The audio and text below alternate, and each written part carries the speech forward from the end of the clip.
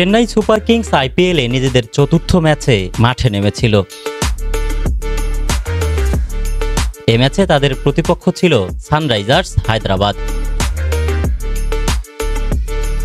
তবে প্যাট কামিন্সের দলের বিপক্ষে এই ম্যাচে চেন্নাইয়ের একাদশে ছিলেন না কাটার মাস্টার মুস্তাফিজুর রহমান। চলতি বছরের জুন মাসে অনুষ্ঠিত হতে যাওয়া টি-20 বিশ্বকাপে ভিসা নিশ্চিতকরণের কাজে আইপিএল ছেড়ে দেশে ফিরেছেন দ্য ফিজ।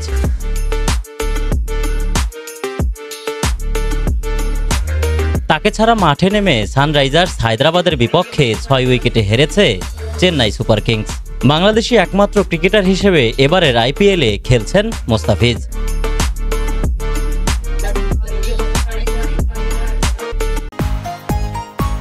আধুনিকতার ছোঁয়া লেগেছে আমাদের জীবনে, তাই আমাদের আয়োজন অনেক, যা প্রয়োজন থেকেও বেশি। Royalty mega mall, royalty in real life.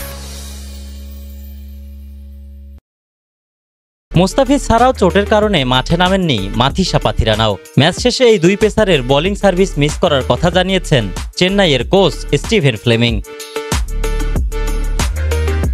হলুদ জার্সিধারীদের হয়ে প্রথম ম্যাচেই 4 উইকেট নিয়ে ম্যাচ সেরা হয়েছিলেন তিনি। এরপর নিয়েছেন আরও 3 উইকেট, ছিলেন সর্বোচ্চ উইকেট শিকারীর তালিকায় শীর্ষে। এদিকে মুস্তাফিজকে ছাড়া ম্যাচটি 6 উইকেটের ব্যবধানে হেরেছে চেন্নাই।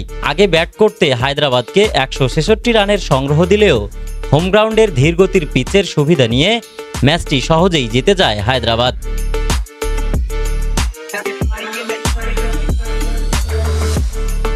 এক্ষেত্রে 12 বলে 37 রানের বিধ্বংসী ইনিংস খেলে দলের জয়ের গুরুত্বপূর্ণ অবদান রেখেছেন অভিষেক শর্মা।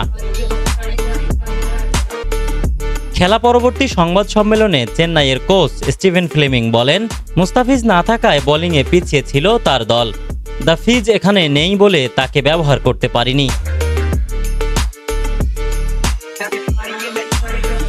কিন্তু ইনজুরি কিংবা খেলোয়াড়দের না পাওয়া খেলারই অংশ বলেও জানান তিনি।